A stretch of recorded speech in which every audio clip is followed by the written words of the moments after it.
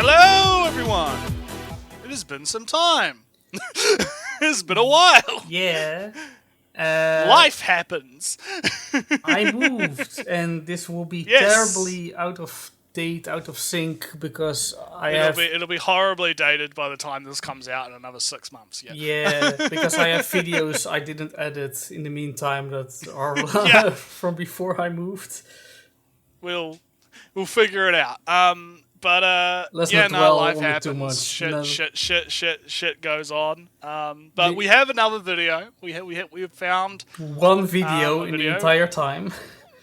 Yes, because that's the other problem. Is fucking shit's dry as fuck. There's nothing to cover. No one's making any hot takes anymore. It's all fucking 50-minute goddamn video essays about fucking nonsense, Which I like, but I've said it before. I don't mind the long form content. It's a bitch for us to cover because it's gonna take us like 5 hours to fucking cover it. which we don't want to do.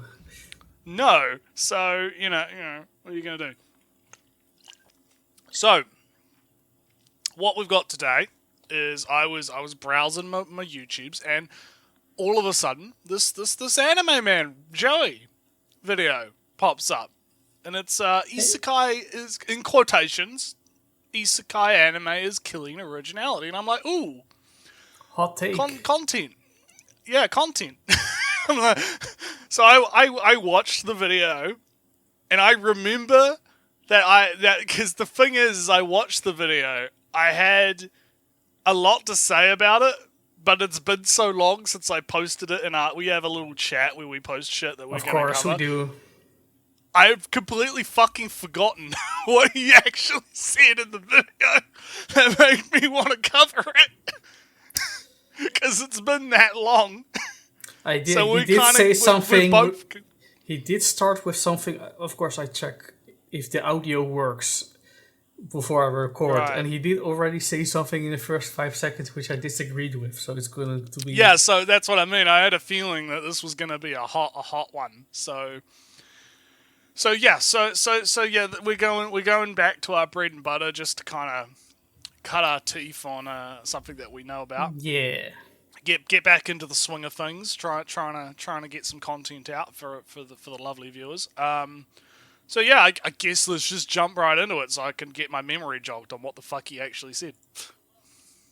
Oh shit, that was loud. Oh, Hey, what up? It's your boy, Isekai. It's a genre now, as much as people don't like to call it a genre, it's pretty much a genre in the world of anime now that is all too familiar. We've had countless amounts of Isekai coming out, especially in the past 5 years or so. If you're familiar enough with my content and my opinion...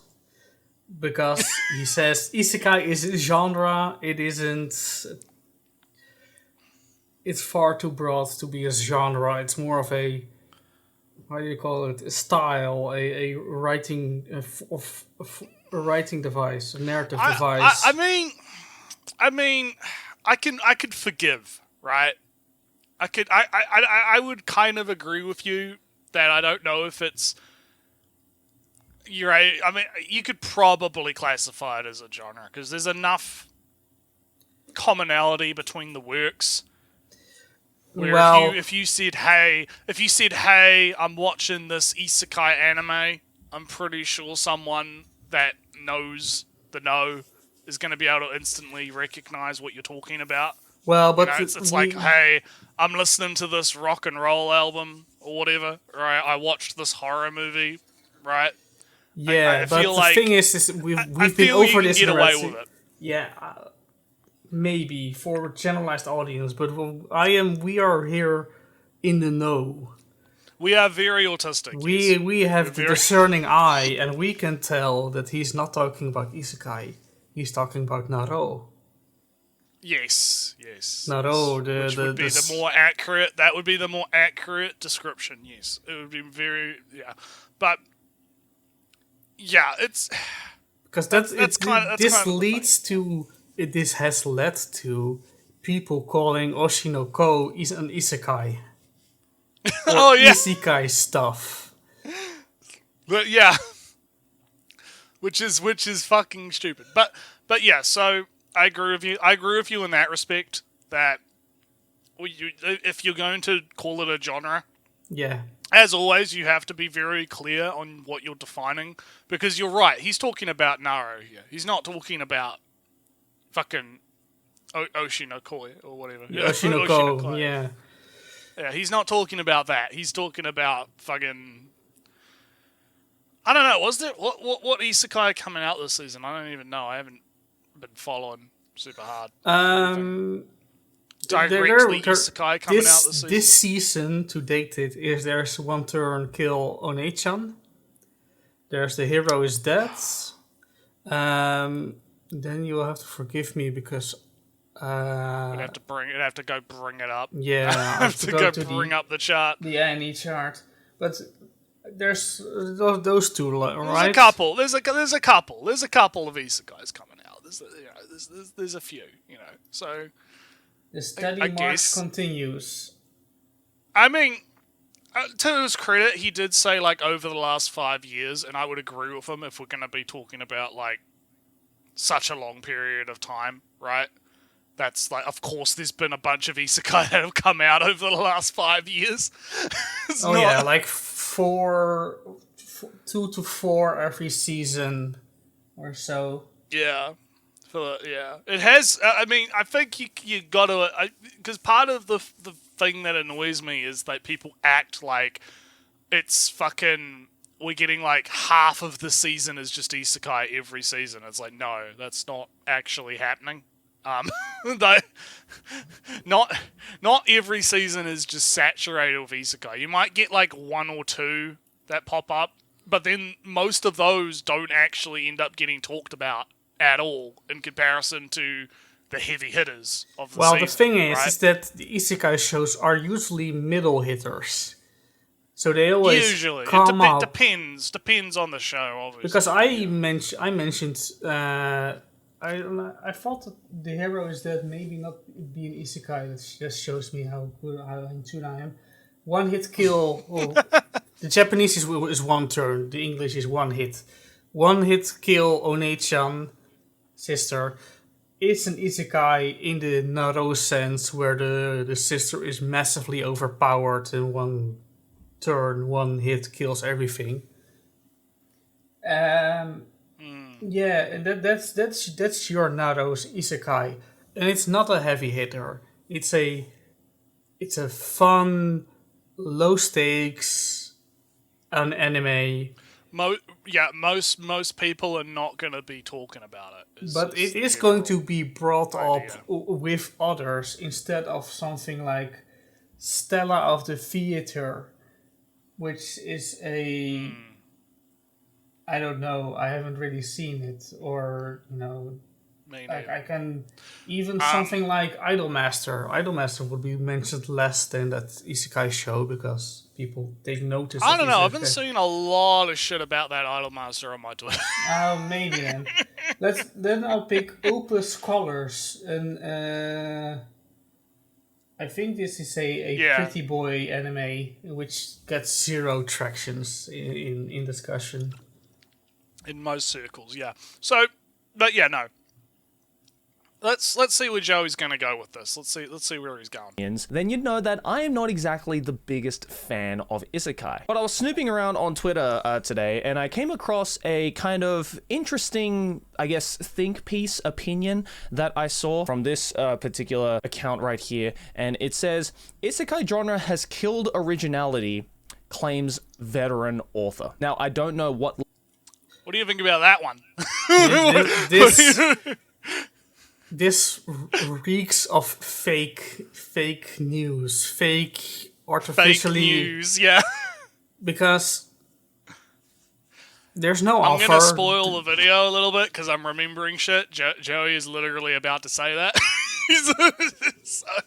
All right. He's not going to say fake news, but he is going to call this out as because there's no source. There's no source, no context, no skill, no scope. Yeah, what author? Who? Literally who? Yeah, where, in what aspect, in what way, at what time. So now that we've established this is fake news, right? But let's entertain the fake news for a minute, right? Yeah, Let's look at the statement as it's written, right? Isekai genre has killed originality, claims veteran author. Do we actually agree with that statement? No. Of course not. But I'm just like, for the sake of argument, right? Let's entertain the idea, because why would they say this, right? Because obviously the reason why they would say this would be because everyone's making isekai instead of making other types of work, is my assumption, right? Like I'm following like the dumb logic here, right? Like, Yeah. if someone was going, because that's the same kind of logic that I see a lot of people, like, I mean, we've covered people on the show that have made similar kind of arguments, where it's like, oh, well, because isekai is getting made, that it's as if there's like a limited pool of resources. It's like you're playing the strategy game and you only have like a certain amount of resources. Yeah, I guess that's only true for and airing time. That means, yeah, you build the building, and that means you can't build like another different type of building, even though that's not how, like, that's not how this works at all. You know, like that's not how anime works. It's not like there's, you know, it's not like, oh, this anime got made, that means this other anime is not going to get made. It's like no, that's wrong. Yeah, you've But limited a building lot of people slots. seem to think that. You've limited building slots on your planet, which only can be increased by technology or traditions. And traditions, you usually go for discovery or something. Or some shit. Yeah, so it's like, yeah, a lot of people have that kind. I don't know where it came from, but that's a very common mentality within the anime community. It's very similar to like Smash Brothers, if you remember, when it's like, another character came out that's a sword fighter. That means that Goku's not going to get it. You know, like, they think that because the slot gets taken, right, it means that there's no room for, like, yeah.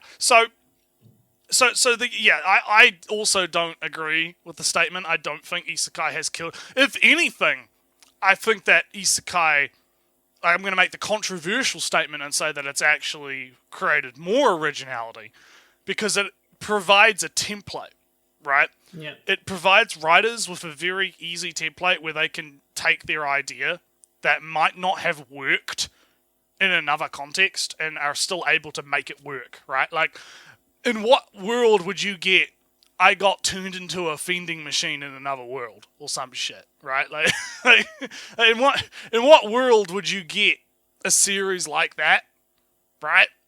If it wasn't an isekai, like, how would you actually set that up in a way that would make logical sense, right? And you could argue about the quality of such works, right? But that's a different argument. You can't argue that that's not like an original fucking idea. Like, you know, like, that is an original idea right there. It is original. It's just it's an isekai, right? So yeah, that's my take on it. There's one isekai that's airing right now, which is I Got Summoned for a Second Time. And I don't see many isekais tackling the idea of how the world goes on after the overpowered hero went away. And he gets summoned back, so he can see what happened in the meantime and how his actions affected the world and whatnot, and how he left things behind, etc., etc. That's an interesting idea. Yes. Like when we're talking about originality, right? We're not, like, the quality of these works is not relevant, I feel. Because obviously you're going to get your hits and your misses, right? That's with everything. Not everything can be a fucking hitter, like, you know, an Overlord or a Log Horizon or whatever, right? But if we're talking about, are there actually original ideas coming out, then the answer is obviously yes, right? So the claim that it's killed originality is inherently false. So now that we've put that to bed, let's see what Joey has to say, because I have a feeling he's going to agree with us. level of legitimacy there is to this particular statement, considering that there is no source that was linked, so we don't know who exactly this veteran author is. Who knows, it might be a hunk of crap. There might not actually be a veteran author who actually said these words, but I wanted to talk about it in a video just because I did think that this was an interesting point of conjecture. The idea that Isekai has killed originality in the world of manga, anime, light novels. Because I think with the overabundance of isekai shows recently, this opinion has come quite popular over the years. The seasoned anime watcher will look at the huge list of new isekai shows. Yeah, the huge list, Ellie. The huge list of free shows. Yeah. I mean... the huge list of, like, what? Like, 3 out of 30? 4 out of 30? 5 out of 30? Well, the thing is, Like- I'm watching... My strategy of watching seasonal anime is watching, like... I pick 7 shows and I watch the first episode. Then I have 4 shows and I watch the second episode. And I have 3 shows that I watch the third episode. And then I stick to 2, more or less. This time I'm watching like Oshinoko, that's Heavenly Heavenly. I got the Japanese name. Something. My Love Story with Yamada, Heavenly Delusions, and I thought there was another one. Oh yeah, Dr. Stone. It's like 4 or 5 that I mentioned. That's a lot. And none of them are isekai because this season didn't really interest me. One Turn Onation was very fun for the couple of episodes, but things happened and I didn't catch up. Maybe I will catch up again, but that's how it goes. So I'm watching good shows. Dr. Stone, I fully thought earlier seasons were better. Doesn't matter. I still like it to watch it. The Flower Hell show, very good. I'm watching it. Heavenly Delusions, very interesting. Post-apocalyptic. A good shoujo anime. Those don't come by so often. Yamada. Oshinoko, of course. Obviously. Kaguya-sama yeah, offer. that one. Good stuff. And I'm seeing... Yeah, we can maybe talk about that later. Because I got shit to say about that, because it was good. Yeah. But yeah, no, like, I look at the seasonal chart, and I just go, right, what's coming out? And I'll maybe read the synopsis. And then what I tend to do is I just kind of because I'm fucking terminally online, I'll just see what people are saying about shit. You know, if a show is getting like a lot of traction, or if people are talking about it and people are kind of going, hey, this is kind of, you know, like the cream rises to the top, right? The cream likes to rise to the top a lot, right? So you get an idea of like what you know people are talking about, and then I contrast that with my own tastes, and I go, okay, right, I might be interested in that, I might not be. Like, I'm only really watching Oshinokoi and Dr. Stone this season, to be honest. There's not a whole lot else that really interested me, just based off looking at the chart. But that's kind of besides the point, because the main point is this idea that, oh, there's just this giant list of isekai in the seasonal chart, when it's like, if you actually look, it'll be like 10, 20%. Like, it's less than like it's not like it's not like half of the seasonal chart is just isekai, right? And I feel like a lot of people, Joey included, tend to do a disservice when they paint this idea that, there's all these isekais coming out constantly, all the time. It's taking over the anime. But when you actually look at it in reality, there is like so many other shows that are not isekais that are coming out. I feel it does a disservice to those shows to just paint this idea of like the industry right now as being just completely overrun by isekais. So yeah, and I'm hearing good stuff about Skip and Loafer. Magnus Bride is apparently very good. There is this Kami something show, Kamikatsu. That's apparently very funny and does wacky stuff with its animations or frames that it visual jokes. Magical Destroyers, Mahoujo Destroyers, I think it is in Japanese. Yeah. There is a lot of good stuff.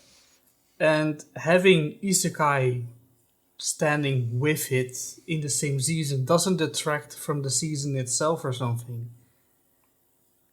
And maybe sometimes there are 3 isekais in the seasons that are excellent, and then you got 3 isekais that you're going to talk about, and now there are like 2 shoujo shows this season that are worth talking about. It's now shoujo suddenly over and over abundance. I think another thing that people don't really realize is there are more shows overall coming out now than there were back in the day.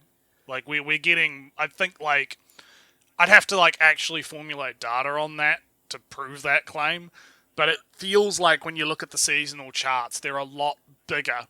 Yeah, lengthier than they used to be. Yeah, like overall, like again, it comes back to what I was saying before. Like just because an isekai gets made is not necessarily taking away resources from something else, because that's not how production works, right? It's not a limited resources kind of game. It's a hey, this is what gets adapted, right? They pick what they think will make the most money or what they want to get adapted, and some shit will just get adapted that fucking we're gonna be getting a goddamn Looking Up to Magical Girls anime soon that I'm very fucking excited. I was like, that is never getting adapted just because of the content. I was like, there's no fucking way in this decade that's getting adapted considering the climate. But no, apparently some absolute fucking mad lads are like, yeah, we're going to adapt this. So I'm very hyped for that. Very, very hype. But yeah, let's see where Joey's going. Let's see what he's up to. That come out every single season and go, man, what happened? Where did all the original shows go? Admittedly, I have said the same thing on numerous occasions. Okay, so I know we just played balls, but I want to make the point that he and a lot of other people need to define what they mean by original, right? Because there are 2 different meanings of that, right? There is anime-only original, so it's not based off a light novel or a manga, right? Or does he mean original as in it's not an isekai? Because those 2 things are completely different, right? If it's a setting and premise that he hasn't seen before, maybe. Yeah. Like I hate when people say, "Oh, like there's like not enough original anime," but they don't define what they mean by that, right? Because you have to define, like, do you mean... Because if you're going to say, oh, there's not a lot of anime that are, anime original that aren't based off some other property, like, because that's a different point. That's a point... Like, I could see that as a valid point, right? Because you could go, oh, yeah, okay, there's not a lot of anime original stuff, right? That's fine. Like, I mean... What would be an example? Like, I mean... Wasn't, Gundam. what was it? Gundam is... No, what was it? Well, yeah, but Gundam's based on... I don't think they would count Gundam because that's based on a... Yeah, it's based on a massive But here's the thing, that kind of like leads into what I'm saying. It's like, would you define Gundam as anime original? Because it technically is, right? Because it isn't based off like a pre-existing Gundam work, right? Yeah. Like it is by technicality a anime original series. Also Pokemon. I don't think Joey here or people like other people would agree. Like I think they would say no, it's based off something. Like they would think it's based off Gundam, right? Even though that's kind of weird.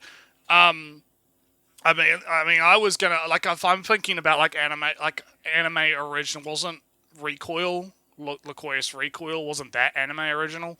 Yeah, because I think that got a light novel or a something after or during the anime, but I think I'd have to look into it. But I recall that one was anime original. That was anime original, and there were plans to because it was popular and people wanted to know. There was going to be a novel about the Lily Bells because people wanted to know about the Lily Bells, and I think there there probably was a Blu-ray short story included, or short story included. Because I remember Hideo Kojima of all people tweeted about how he brought like the books or something. So I don't know. Oh, but yeah, I don't know. there's probably a pre-order Blu-ray bonus then. That happens. I don't know. I'd have to look into it. But like that's the kind of thing that I assume he's talking about, where it's like something that is solely based off.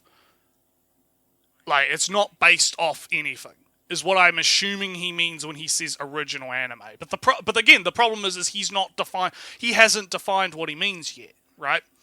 He's just used that word and not actually talked about. Maybe he is. Maybe I'm jumping the gun. But it's like you have to, as we tend to do on the show, we jump the gun.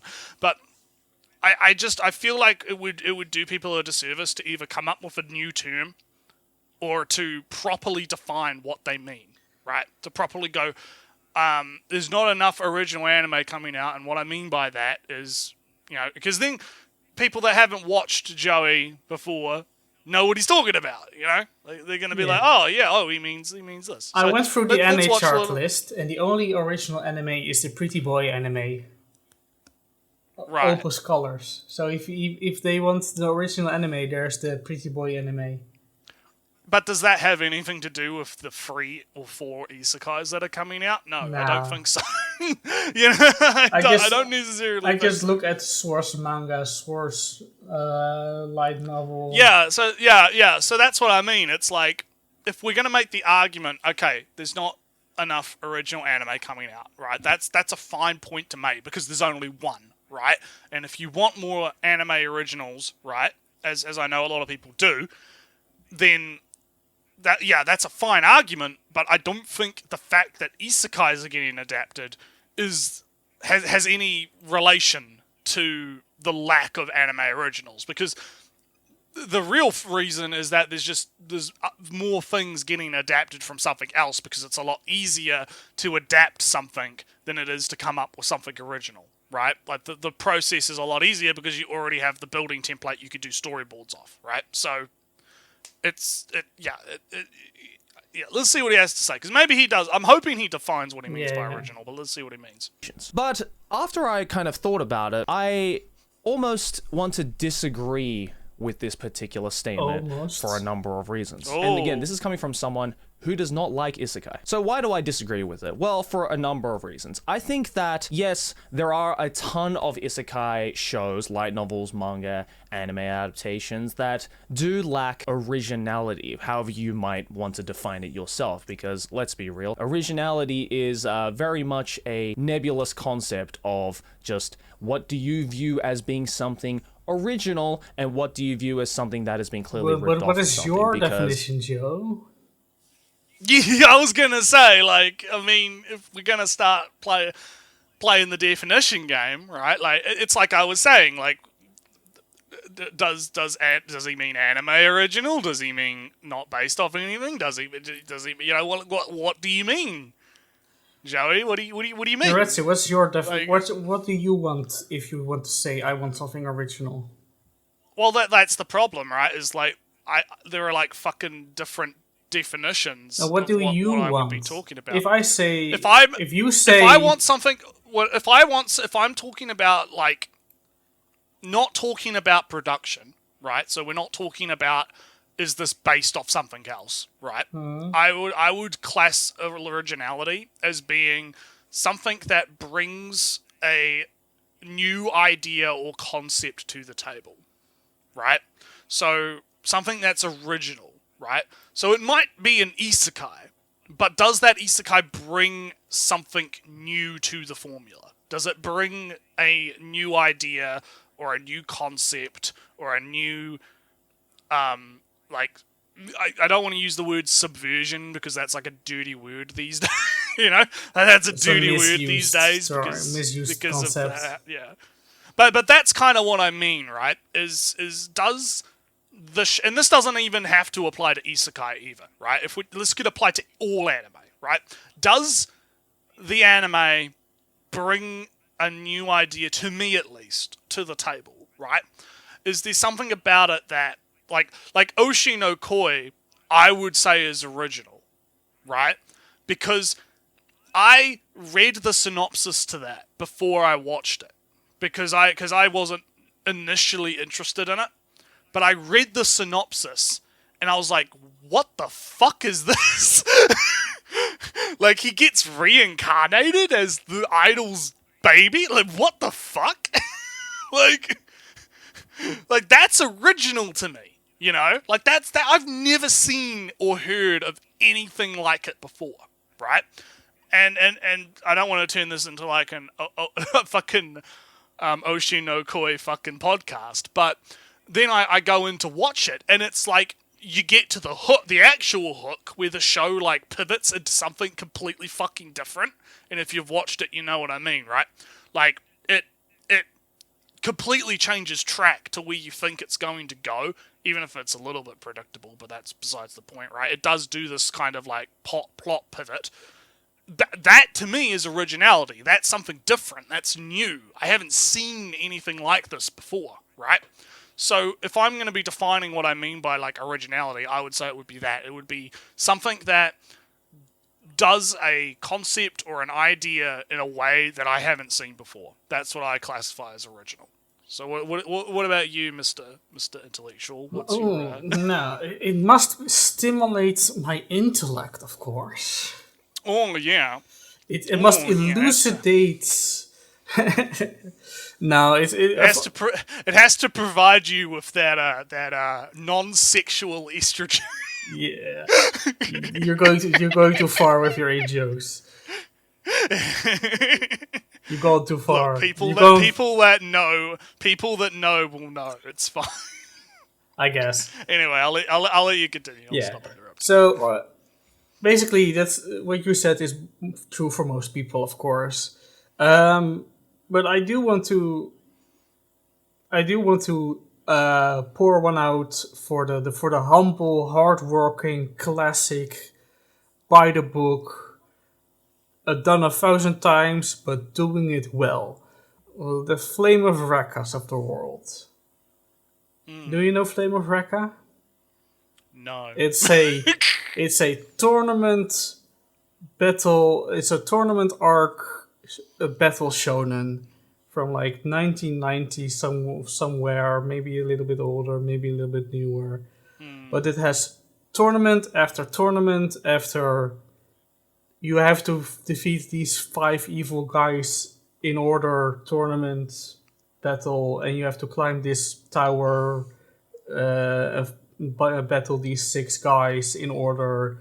Oh no, the team gets split up. Oh, this one guy loses. Now it's very formulaic to the battle shonen. Yeah, kind of. And I like Flame of Rekka very much because I like the story, I like the characters, and it does this fights very well. So pour one out for the classical, for the traditional, for the non-originals. But yeah, I mean, just because something's not quote unquote original doesn't. I mean, that again, you're removing like quality, I think, from the equation. Right? Yeah, like, we're not talking about, oh, is the show good or bad? You know, I feel like if something is original or not is a different classification than good or bad, because something could be original but be complete and utter dog shit and not actually be good. Right? There's plenty of cases of that. Just because something's original isn't necessarily making a qualitative statement on whether it executes its idea well. I very much liked the idea of forget the name. There was an isekai during the early parts of the boom, the anime adaptation boom. That is, I forget the name, but it was. I think 2 schoolmates got transported into a new world. And they both learned different schools of magic, different types, and they then set out to do things. And I was very disappointed that they didn't really interact with each other very much. they didn't bounce off of each other in the story. So to me, the original idea of having two semi-overpowered characters come in together and bounce off of each other in this new world never materialized. So the original Right. idea that I haven't seen, that I didn't see before, didn't came in full, didn't come to fruition. While Right. something like Spider, I'm a Spider, Mm. that is in a sense not that original that an overpowered character comes into the world, because you had slime before, but now it's a spider, and the spider eats and But it did absorbs. do but it did do what you were just talking about, the idea of, okay, you have like the dull storylines, right? That kind of converge at the end. If we're talking about the anime, of course, right? Yeah, Because the anime has them converge at the end, right? Yeah, so it's doing that. It's not necessarily a quote unquote original, but then it's pulling off that original concept a lot better, in I different guess, ways, is what you're. because in the end most stories are original, but Yeah, most stories aren't able to pull that originality out from under the from the idea. surface, out of the Yeah, idea. Because I can yeah, we can all, us two and 100 people who are going to watch the video, can think of 1,000 original ideas that will never be done justice, because we can't write yeah, and we can't draw, we can't model for whatever. yeah. So, All right. That sounds good. but maybe for my own definition, I defer to your view, because that's basically everybody's view. I think my view is pretty basic, sort of baseline definition. I'm sure we could get more into the weeds and kind of pick things out, but I feel like for the purposes of discussion, it's a pretty fine definition. Yeah. Which obviously I don't think Joey's going to get into it, but we'll let's see what he has to say. In a lot of instances, especially in the vast world of manga, anime, and light novels, originality is getting really, really hard to come by, just because, again, there is so much work out there that authors and writers can copy off of. Can I you think can you the pause real base quick? of where this Because this really feels like a symptom of having seen too much, thinking you have seen too much, assuming you know every twist in advance. Because Right. Naretsu, you had an idea of how Oshinuko was going to go. I did, yeah. I mean, I had a pretty good. I hadn't been spoiled on it, obviously, but I had a pretty good idea watching that first, movie length episode. I kind of picked up. I tend to do that a lot, where I kind of pick up on the cues and can kind of predict where things are going. It's very rare these days where I kind of, you know, get honestly surprised by something. So for me, it becomes less about whether or not, like, what's going to happen, and more about, okay, how are they going to do it, right? What is the execution? And I feel like the execution in Oshinokoi was chef's kiss. Fucking it was good. It was good shit. So yeah. To answer your question, yeah, I did kind of have an idea where it was going, but that didn't ruin the enjoyment for me at all. Yeah, then maybe I'm just going to pick something else. I'm watching the Gundam show, and the Gundam show is not. Maybe we should make then a quick distinction between being shocked or surprised, or seeing a very competent story or a point come up. Because in the recent Gundams, it turns out that our main character, who we always suspected to be as such, to be not quite quite the independent girl that we hoped her to be. She's quite the opposite of the independent girl. And it's kind of an issue, because that's kind of messed up what you're doing there, characters, in the story. And then it's not the twist of not expecting it. It's the tension of being told, being of confirmation, like the good old days of the Madoka, where people deciphered the witch's language, the witch script in 2 episodes, and then went on to try to predict the flow of the coming 4 episodes, and it worked, and it was amazing to be proven right. Right. But that's of course something different. That is still is something that's completely removed from originality or not, but being satisfied with the story. And that maybe that's also a problem with him, that he's not satisfied. He has seen it all, or what I said, he thinks he will not be surprised or entertained. He's being a bit too big brain. He's being cynical, in short. Yeah, he's being cynical, and I mean, I mean, look, I got a little cynical bone in my body too, you know. I mean, yeah, I can understand being a little bit cynical about it, but I agree with you. I feel like a lot of people fall into this kind of trap where they think, yeah, I've seen it all before. It's and they kind of ruin their own enjoyment of something by not looking at the show for what it is. They view it in the totality of everything else that they've watched, and they don't look at it in its own, sort of. I remember way back. This actually was something that when I was a teenager, like back when I would be defending my fucking High School DxDs and my High School of the Deads from people that were like, it's shit because it's not like Cowboy Bebop. It's not high art. Like you'd have these people that would be like comparing stuff like Cowboy Bebop to a fucking ecchi show and wondering why it's not at the same quality standard. Where I'm going, I mean, no, if you look at it for what it is, it's pretty good for what it is. Like, yeah, it's not fucking like high bloody art or whatever, but it doesn't have to be enjoyable. I had a bit of a weird little flashback there to those same kind of arguments, So I guess, some things change, but some things remain the same. Almost. Yeah. But anyway, let's He's cynical. Continue with Joey's rambling. Yeah.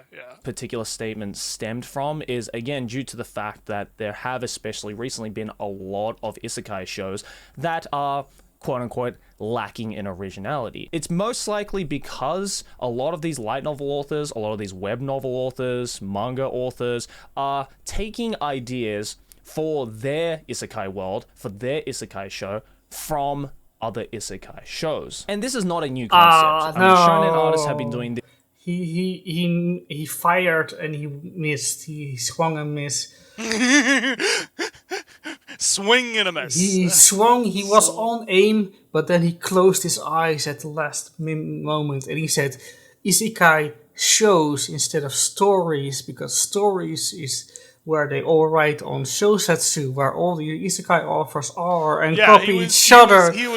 He was so close. Yeah. He was on a good point there, but yeah, he kind of fumbled at the last minute. Yeah, because he's not wrong. They are being inspired by each other. They are copying each other, but the thing is he's talking about that as anime only. I don't think he means.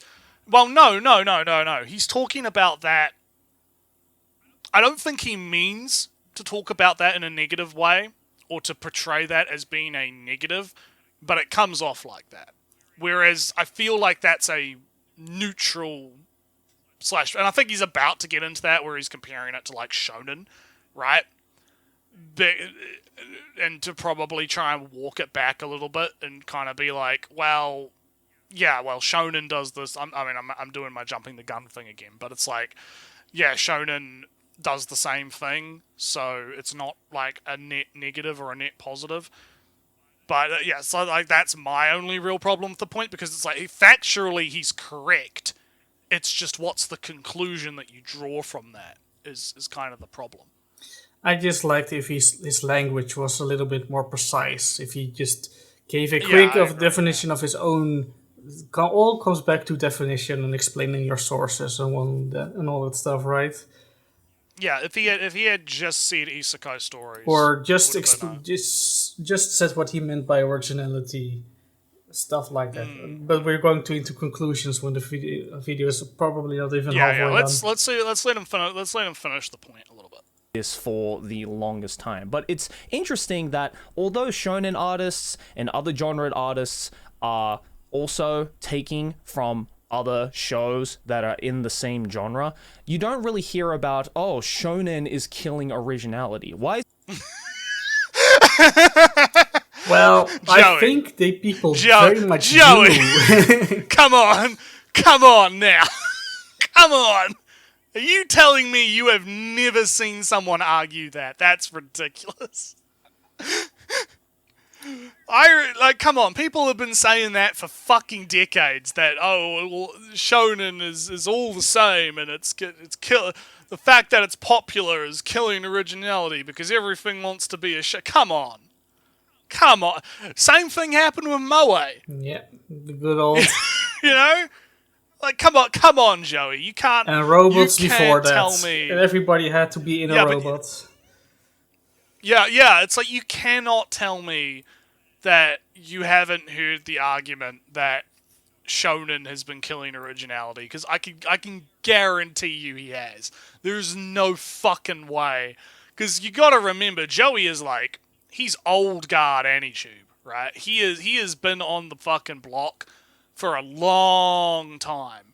He's been he has reached the peak of AniTube. He is a fucking Katokawa boy now. Yeah. Right? Like he has gone from the humble beginnings all the way to fucking living in Japan, doing the Trash Taste podcast, right?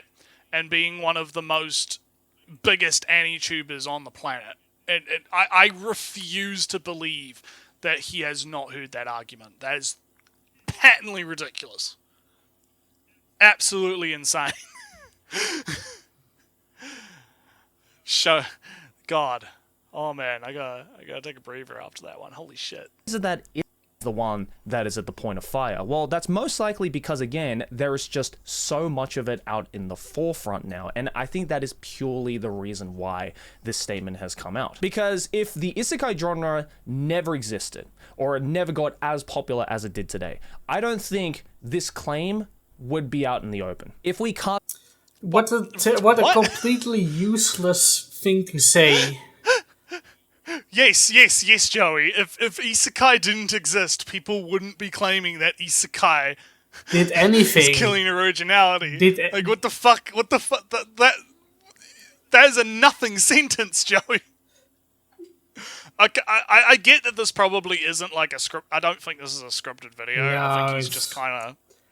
I think he's just kind of going off the cuff, right? So I'm not gonna like blame him too much for that. But I come on, that's a little bit iffy. And again, I thought he was gonna go into like the point that I wanted him to make was like, well, if isekai didn't exist, it would be something else, right? It would be shonen, or it would be mecha, or it would be moe, just as it has been for the last Forever, decades they've at been this point, almost- forever, because there's always something that snobs, I guess, are going to be like, it's not enough of the fine art that I want. I want fine art. Yeah. And this shonen battle shonen, it's all the same with its tournaments and it's they get the power up. Remember the good old days when Lucky Star was on? Oh, those Moe shows.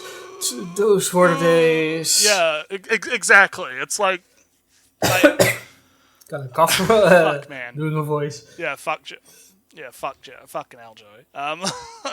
But yeah, no, yeah, he's kind of pivoted into this really, yeah, that was a nothing statement. So let's see if he can recover. Cast our minds back to the late 90s or the early 2000s, where isekai was still just a very, very niche setting. It wasn't even a genre. It was He's why are people wrong in my presence, Naretsu? People are wrong in your presence. Yeah, they're just it's. Come on, Joey. One Come for on. the audience, for people who already know, for the choir, Isekai in the 90s is not the same as Isekai we know right now. It's from a different lineage. It has the same name. Doesn't matter. They're basically different things. A gun from 1970 is not the same as a gun right now. Right? Same name, Yeah. not the same thing. Right. So yeah. Most likely just a plot device, a setting, if you will. In a world where at the forefront of the international anime world, there was most likely a ton of shonen shows that were consumed at the highest rate. And yet it's interesting that we never got a large group of people coming out in the open being like, oh, shonen anime has killed creativity. Yeah. Holy shit, he's making my point. He's actually making my point. Holy shit.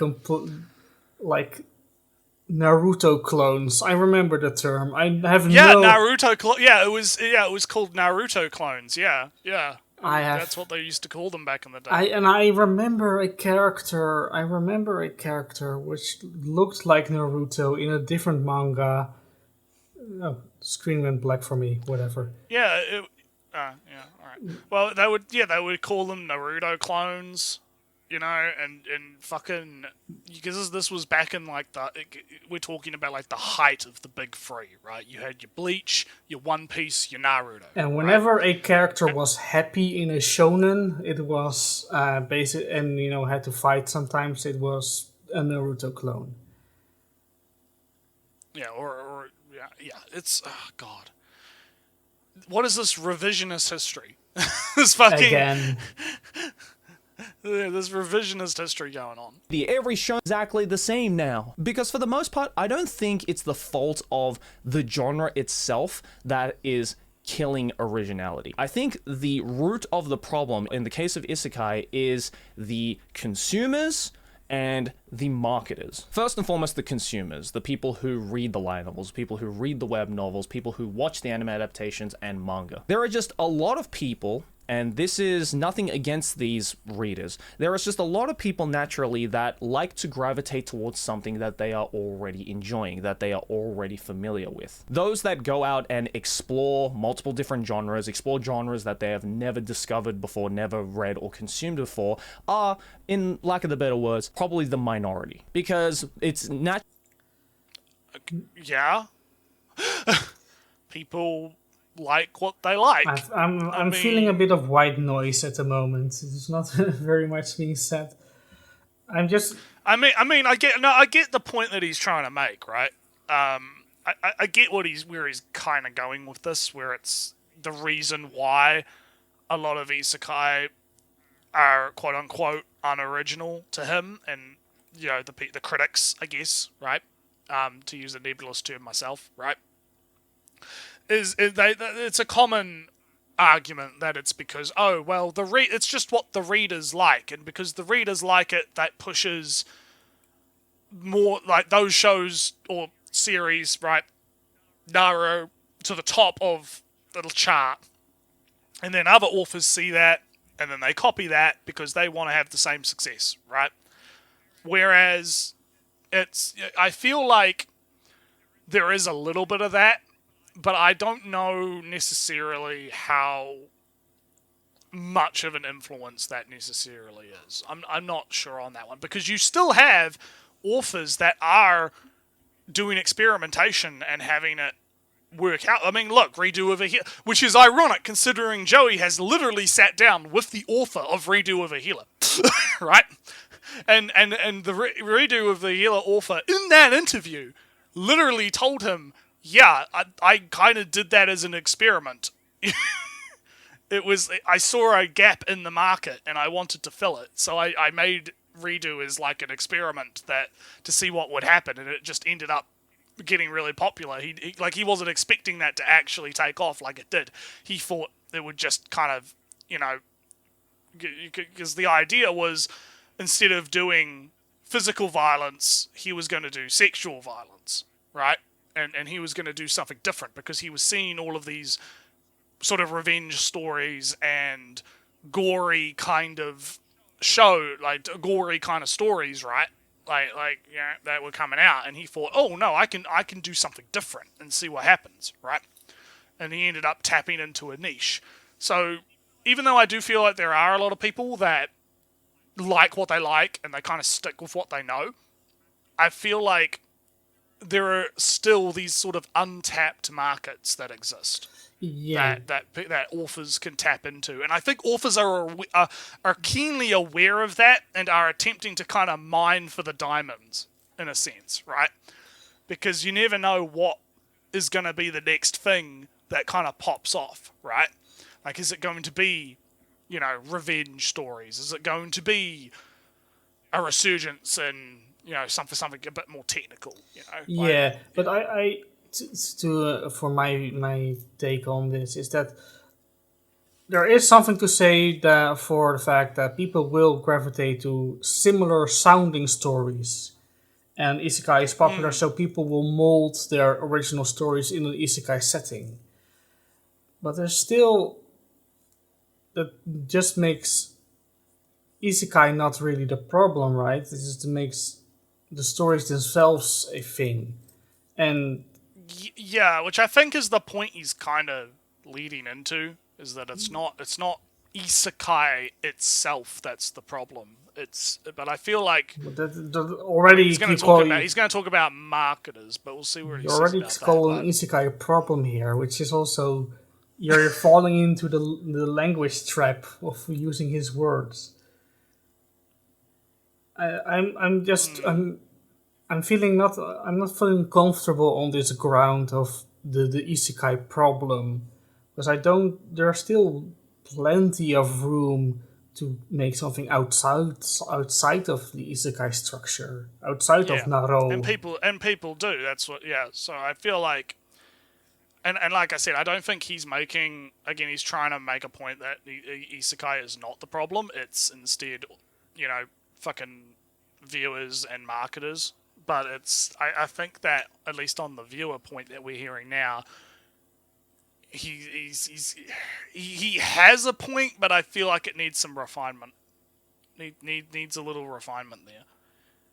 But yeah, let's see what he has to say. Natural instinct that once you find something that you enjoy, it is very difficult for a lot of people, and a lot of people just can't be bothered to go out and explore different genres. In the case with isekai, a lot of these new anime watchers who most likely came into the anime world at the forefront of the top peak of isekai about 5 to 10 years ago were most likely just consuming isekai right from the very beginning. And so once you fall in love with a particular isekai, let's say something like Sword Art Online, then you're going to want to find How dare you, Naretsu? You know this hurts me. I'm inflicting physical pain on Ellie right now. I'm torturing. I will remember this. The little notification popped up in the corner of my eye. Ellie will remember this. Know that I will. Okay, so his point is basically, you have these zoomies, right? The zoomies have shown up, right? And they started watching. I like how he has specified a time frame, right? He's saying like 10 to 5 years, Yeah. right? So 10 to 5 years. It's 2023, so it would be like 2013, 20. What would be 5 years? That would be like 20. Yeah, so that's about the time where Sword Art Online came out. That's about 10 years ago. Wasn't no, yeah, it was something like that. Yeah, I can't remember. It was somewhere around there. But I don't know. It's kind of hard, right? Because my sort of like anime journey, if you will, is probably, like I grew up on, Full Metal Alchemist Brotherhood, and I went back and watched stuff like Evangelion, or and I was watching a lot of other stuff, at the time, right? So I'm not sure. Yeah, it's hard to relate to an experience that I didn't have, right? Because I didn't just watch shitloads of isekai, right? Even when the boom was starting to kind of happen, I was growing up when things like Kill la Kill were coming out, right? Kill la Kill was the big thing. Trigger was starting to kind of emerge and starting to bring out stuff. So I kind of feel like he's sort of half right, and then I feel like there probably are a lot of people that grew up watching isekai, but I'm not necessarily sure how indicative that is of the general population. Yeah, I'm not. Because I think I don't. because I think everyone kind of has I think he's right, but I don't necessarily think he's right about it being isekai. I think that people do start watching stuff and kind of formulate their own tastes over time and kind of solidify into figuring out, oh, I like shoujo, I like shonen, I like maybe a mix of things, I like these kind of shows, right? And they kind of watch more of that content because that's what they like, right? Until maybe they get bored and they start expanding their horizons and watching other things over time, right? So I think he has a point. I just don't necessarily think that it's, oh, the zoomies are just watching all of this isekai and that's why isekai keeps getting made, right? Yeah, but I think that's where I disagree with the thing is, though, is that first off, there really isn't that much isekai each season. There's too as we've established. There's too few to reliably watch a good quotation marks for, I guess. If I take myself as a normal anime, if you're like a zoomie and you are growing up in the age of the internet and you are in tune with the seasons and anime media, right? Because because look, if you're a zoomie, right, you're probably watching AniTube. You're probably engaging with the community at some level, right? You're probably on Twitter. You're probably on I don't know, fucking Mal or whatever, or you are engaging with the maybe not engaging with the discussion, but you are aware of the discussion. So you probably know what's coming out, what people are talking about, what AniTubers are covering, right? And you're probably watching things based off that, right? So if AniTubers are saying, "Oh, look, this show, this Otoshi no Koi show, Oshi no Ko, shit, right? Oshi no Koi Ko. or whatever, or Koi, Ko. KO. Yeah, you No know me, E. I'm fucking retarded. But this show is hot shit, whatever. They're probably going to go and watch it based off as much as I hate this, right? It is what happens, is people are watching things based off recommendations of AniTubers. Or from each other, in the end. Or from each other, or other sources, right? So, I don't necessarily think it's a case of, oh, they're just watching isekais all the time, right? I think that they are probably watching isekais, but I think they're also watching other things. Because the isekais were good. It's 10 years of isekai, what we know of as isekai. If we're talking about isekais that have come, that would encompass everything, you've got Overlord, you've got Log Horizon, you've got Spider, you've got Villainous, you've got there's fucking tons of good isekais that have come out in that. I mean, Shield Hero came out.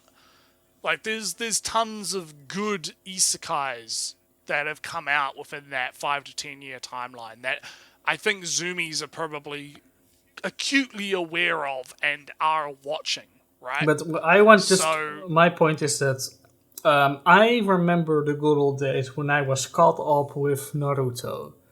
I was watching Lucky Star when the new episodes came out. I was there in the early days of Gurren Lagann. Yeah, I same. Yeah. I watched Lucky Star. I watched a little bit of Planet.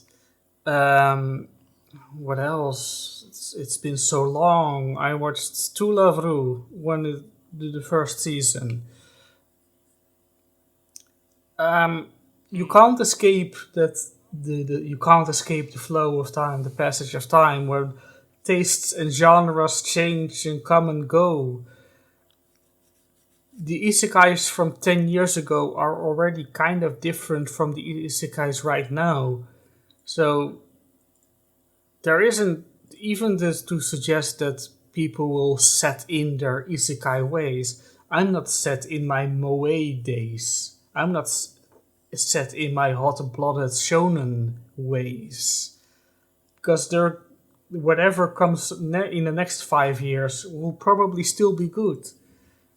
And I'll probably still watch it because it will probably will be good.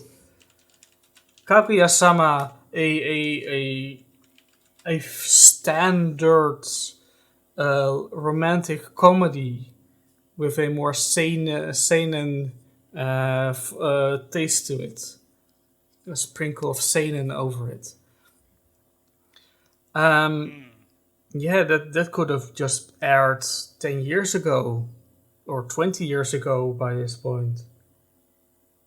Right? But it's still good today. It would be good 20 years ago. Yeah. Yeah. So I'm in my personal experience, you may grow up with Gurren Lagann, and you would love Gurren Lagann because it's the drill that will pierce the heavens.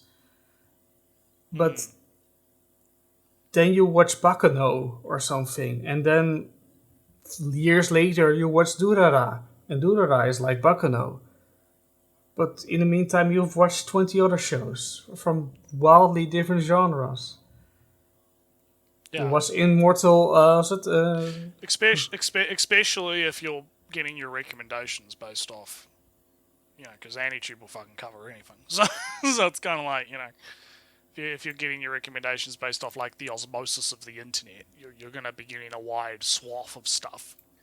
Well, yeah, you watch Gurren Lagann, and your next show is Magical Girl, Lyrical Hananoha. And eventually, I feel like eventually people tend to figure out they can figure out what they like, and then they will gravitate more towards things like that's what I do. I just read the synopsises, or I'll watch the trailers on stuff that's on like the list fucking chart, whatever. And I'll kind of be like, yeah, all right, that sounds interesting. I might give that a watch, or nah, that doesn't sound for me. And then maybe I might hear later that is, it's like, that thing. Like, I mean, again, Oshi, right? I just looking at that at face value until I read the description, I was like, this just looks like an idol show. I don't really care about whatever. And then you read the synopsis, and I'm like, oh fuck, okay, that actually sounds kind of interesting. I'll give it a shot. And then you watch it, and then I'm hooked on it. So and I've had that with a lot of shows where it's like, I might not have initially thought I'd be into it, and then later on down the line, you might watch it, and then you'll be into it. So yeah. Yeah, I'm not buying that he's implying the idea of that people who came into anime 10 years ago are now stuck watching isekai for the rest of time. Right? His blaming of the viewer is that viewers don't know any better than tend to watch more isekai instead of watch what they like. Yeah, I agree. It's I'm not seeing this manifest in reality. In myself or others. In something that is similar in quality and story and feel to that show that you enjoyed. So what do? You go on and continue to find more isekai shows. Not to say that there aren't new anime watchers who are of the explorative nature. Of course not. I mean, I'm sure there's a ton of you guys watching this video right now who maybe started off watching shows like Sword Art Online, but decided, hey, as much as I like the isekai genre, I want to go and try out, say, some psychological horror or some yuri anime or maybe some shoujo anime. But for the most part, a lot of, especially younger I don't buy viewers, this don't argument. really I don't- have I- that explorative nature. To reiterate that I don't buy this path at all. Because even something like Star Wars, right? Are people only going to watch sci-fi for the rest of their lives? For the rest of the next 5 No. years? No, they're not. Are You like Star Wars, and here's the thing, right, is the way this usually tends to happen is like, you'll watch something that might be a mixture of two genres, and then you go, ooh, I liked that. I might look into other stuff within that, like, it's not this, like, black and white kind of thing. There's usually, like, a gradient that happens, like, oh, I liked Sword Art Online, I might look for more Isekai stuff, but then there's also, like, normal fantasy stuff you might move into some other stuff. Oh, I watched Gate, and I liked Gate, and that's like a military-based show. Maybe I'll go look for some more military-based stuff. There's many, There's though, I think. Yeah. Well, but you get what I'm saying, right? It's like, this is not like a zero-sum game of, oh, I'm only gonna, like, watch shows of this very hyper-specific type, right? I mean, heck, we make fun of shonen people that only watch shonens and don't watch anything else all the time. So obviously there are some people like that, but I feel like when we're talking about the generality of, like, the nebulous generality of the anime watcher, the right? anime watcher is I so don't think broad. It's impossible. Yeah, I don't feel like most people are locked into these binary, hyper-specific kind of genre categories. I think most people, maybe they're not necessarily deliberately the exploratory type as he's mentioning, but I think people naturally will explore over Because time. people have I people, feel like that's people know more people likely and to will happen. recommend stuff and will insist that you watch Yeah. stuff. There's no escaping it. There's no escaping the peer pressure of, hey, you should watch this. It's really good. Nah, I'm good. No, you really should. Just one episode, 2 episodes. Go, please. And, all right. You can't escape it. Whatever, even if you're the massive shonen head that you are, then you go watch Fire Force or something, and it's not the purest shonen that there is. And then you watch Fire Force, and now you want to watch, I don't know, Darling in the Franxx or something. Yeah, exactly. So let's continue.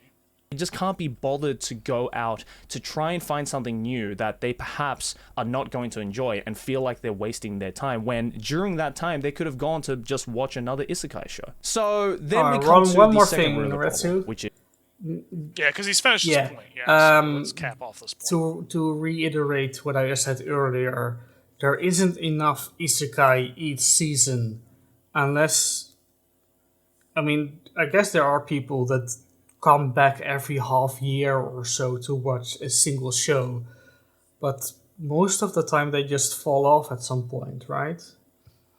Those are not the people that came in 10 years ago and are still watching isekai right now. And I think a lot of people also, I mean, like, I'm watching way less anime than I was when I was a teenager. Like, I'm watching less overall. I'm not watching seasonally as much. I'm watching things, I'm waiting for things to kind of finish, or I'm waiting for them to release a few episodes so I can chip away at them a bit more. So I think people's watching habits also change over time. That also probably has an effect on this idea. Yeah, I've been seasonal forever. Seasonal king right here. Yeah. Seasonal king.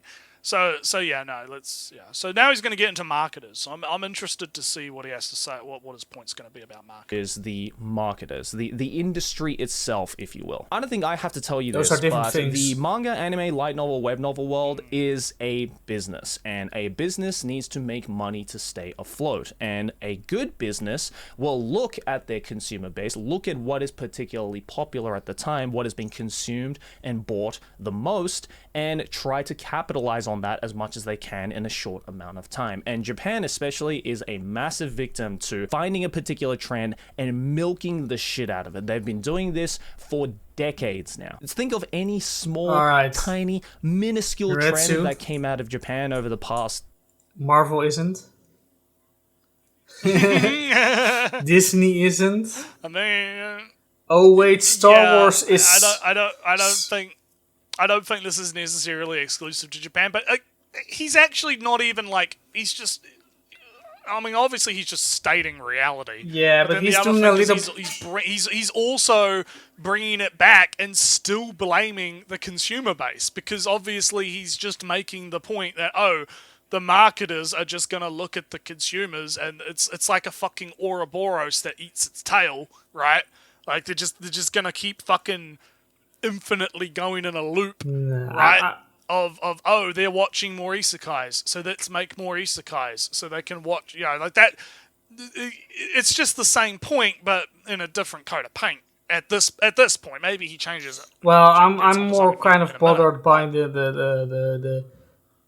the casual Orientalism where Japan or the Japanese are somehow special in their sudden obsession in capitalizing something that is shiny and they're milking of the franchise. Yeah, Star Wars never of the trend. It was Star Wars got popular a little bit more for a little while, and 5 seasons of Mandalorian and Andor and video game and more movie and Obi-Wan. No, that's not milking a thing that is popular for a little bit. The marketers, completely natural. Agreed. Yeah, So let's see where he goes with this. 10, 20 years and think, okay, well, what did we get out of it? I mean, like, you remember PPAP? You remember that shit? Yeah, did you know that in Japan, this thing got so popular, and they saw that it got so popular, that they went out and made a whole ton of, like, merch for this thing. They even made a fucking pop-up cafe for PPAP. What the fuck is PPAP? What the fuck is that? I don't even know what he's talking about. I don't know. PPAP? It sounds like the Pacific. It's an It's an abbreviation of something, obviously, but I have no fucking idea what he's talking about. Oh, pen, pineapple, apple pen. It's a meme. Oh, yeah, I actually have I got it in a loot crate. I have like a little handkerchief thing of that guy. It was the pineapple apple man thing. Was that really that, like, okay, I guess you could argue that, it was a meme for a while and they made a bunch of merch for it and it got like a cafe or what, but like, is that really that bad? Is that really a problem? I mean, how many Among Us memes are being shot right now in movies? Well, I mean, I haven't been seeing that as much these days, but back when that was at its peak. But, like, Among Us was fucking everywhere for a while. And it's like, okay, those kind of memes can be a little bit annoying, but, like, they come and go, right? Like, they do come and go. So I don't know if it's... I think the fact that both of us had literally no fucking idea what he was talking about kind of says something. You know? Like, I had no idea what he was on about. And it's like... That disproves his point. That we had no idea. Well, it's just... I do think this is it's a Japanese thing, and therefore you should know that the non-Japanese wouldn't know a funny Japanese man saying... He's doing a little bit of a thing Japan pen, pineapple, kind of apple, pen. Yeah, he's doing a bit of a thing Japan kind of thing right now. But like Gundam Style wasn't massively popular and didn't spawn like cafes or whatever. Yeah, that was Korean too. And it was super massive. I know some of the lyrics of some of the songs. I guess. Yeah, that was fucking everywhere. Yeah, and I mean they made merch of that. They merchandised that. They sold that. That was a big success for that guy. He made a shitload of money off it. So it's like, again, I don't see the problem. So let's see what he has to say. Pop-up cap for a fucking 30-second song. I know because I went to it when it opened. A spoiler alert, it was shit. So Japan is really good at the whole milking out process because in a lot of ways, a lot of Japanese businesses are very short-term based. They only look at the short term of what is popular and they try to consume it and they try to produce it and market as much of it as possible before it eventually dies down until the next trend appears. As of right now, in the light novel world especially, that big trend that they are milking out is the isekai genre. Even if you go onto web novel websites, the isekai genre seems to be the most popular. It is the genre. What a completely backward. Naruto. He's in Japan on the payroll of Kadokawa. He's kind of just wasting it. They're wasting the access. This could get into me ranting about why Trash Taste is bad, but that is definitely... They're wasting the access, the resources, the time that they have in Japan. We are watching... I mentioned this before. We are watching a man who literally sat down with an author, right, and has access to interview authors, right, because he's on fucking Katakawa's tit, right, suckling that milk, right? He has access, as you said, to find things out that no one else has access to, and yet he's gonna sit here and basically just spew absolute fucking nonsense, and people are just going to eat up like it's fact. Because he does have that appeal to authority. Because right? he's in Japan. Because he can pull that clout, right, and say, look, I'm in Japan, I'm a fucking guy. So that's I agree with you. I hate this shit where it's like, Joey, you could just ask authors why they're doing isekai stories, and they can tell you why they're doing isekai stories. You don't have to assume, oh, it's because it's popular, and why is it popular? It's popular because of the marketing and because viewers I don't... You could just ask, hey, why did you do this? Like, he did this with the redo author, and the redo author literally fucking told him. Now, redo isn't an isekai, obviously, but like you could just do... Joey! Yeah. Just you could just do that! Just a reminder that being in Japan, being paid by a Japanese company, media company, doesn't make you an expert. Naretsu, who would know more about the history of the Netherlands? Me or the Japanese professor on European history? Probably the professor. Yeah.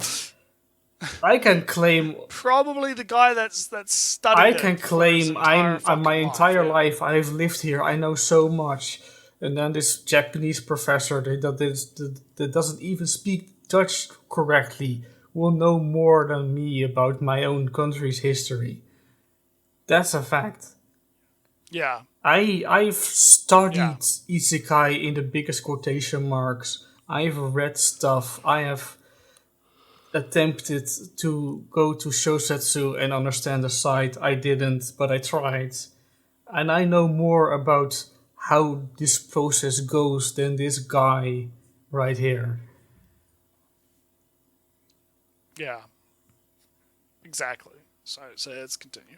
That people are out the most in Japan and internationally as well. So naturally, as a business, you are going to want to capitalize on that as much as possible. And what do you do to capitalize on it? You produce as much of it as you possibly can. For those of you who are not too familiar with the light novel world, because I know that is a minority compared to the anime and manga world especially, not every light novel that comes out in 2023 is of the isekai genre. Yes, it is a large proportion of it, but there are also brand new isekai shows that have absolutely nothing to do with the isekai world. But there is a reason why you don't...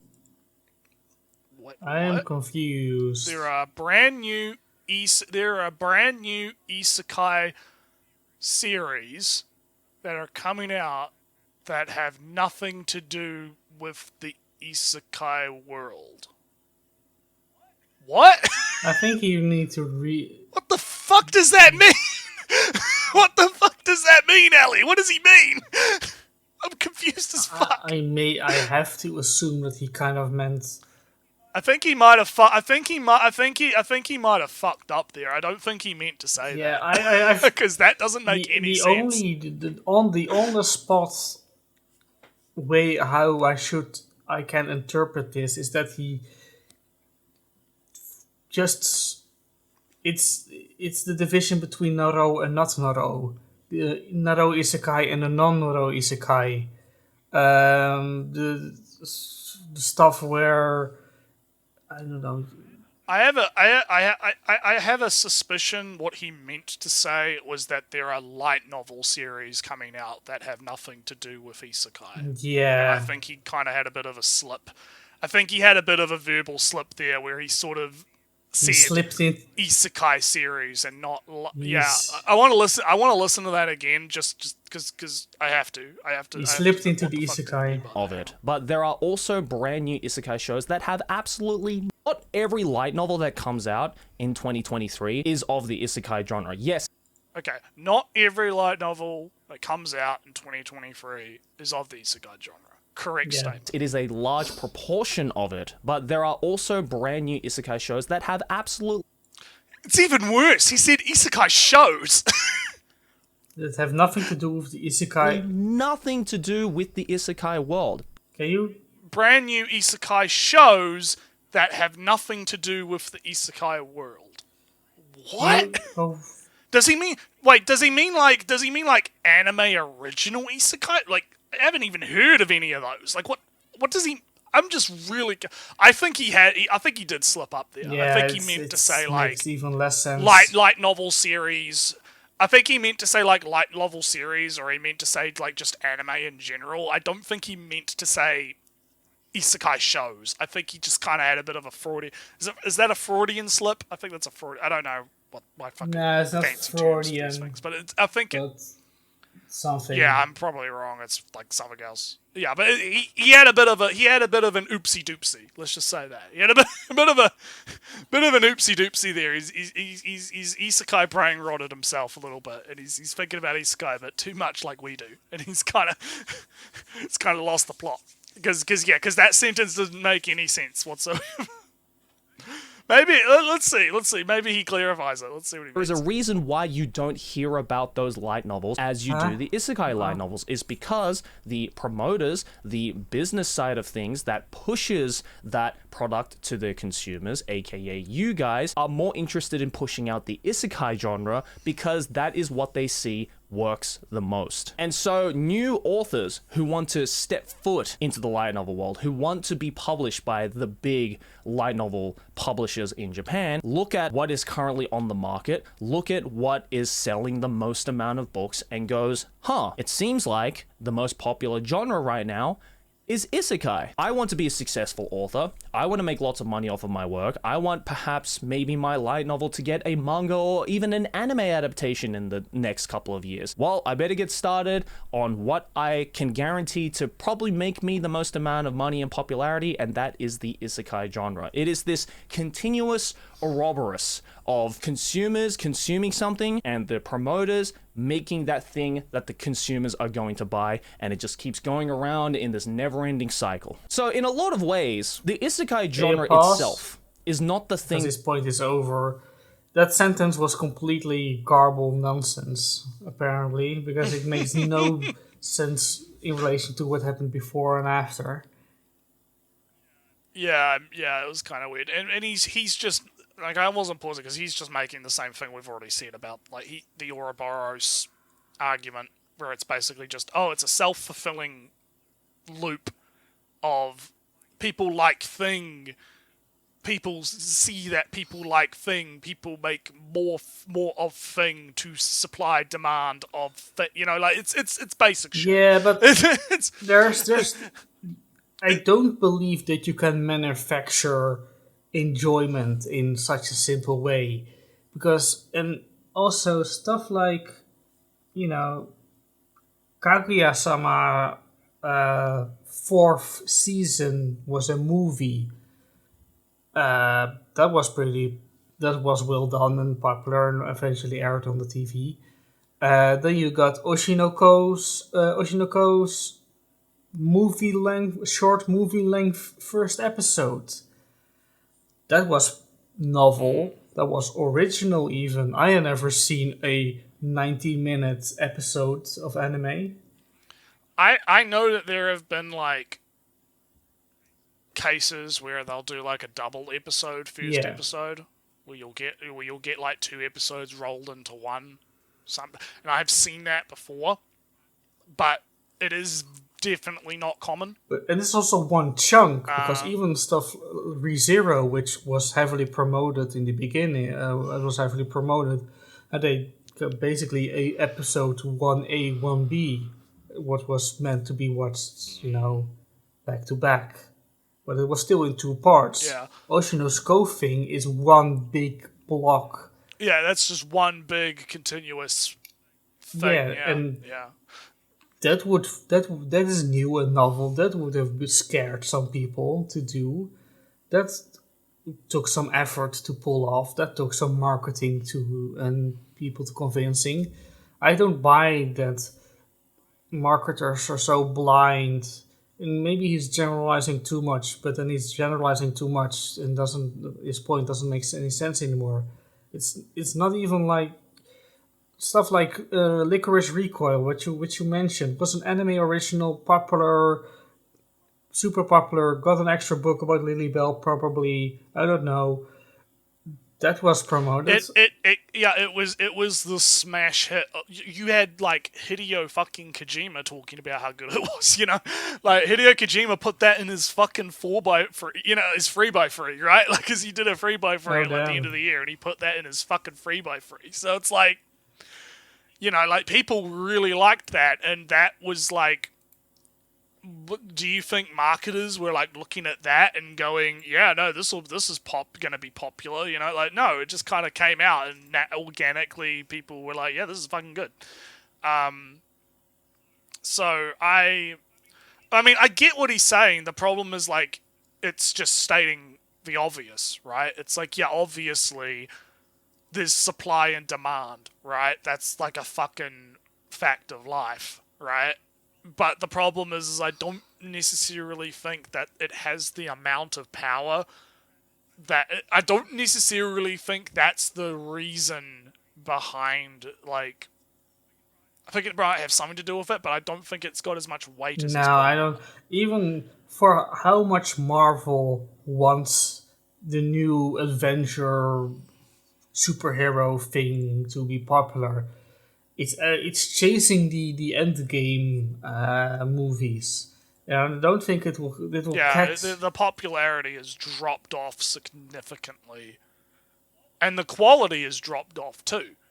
Like, I would argue that the drop in quality is going to affect the popularity. It kind of. Yeah. So let's see where he's going to go, because we still got like a quarter of a goddamn video left. That is killing.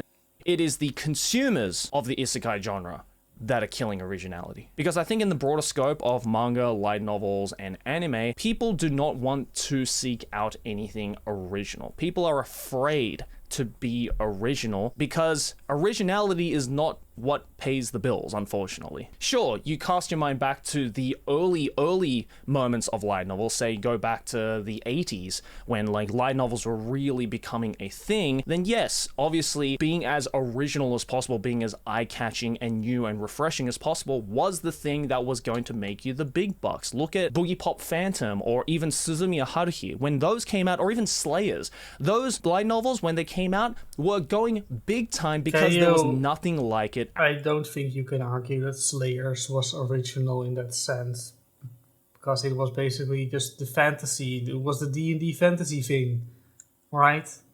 In the end, Slayers is a big. I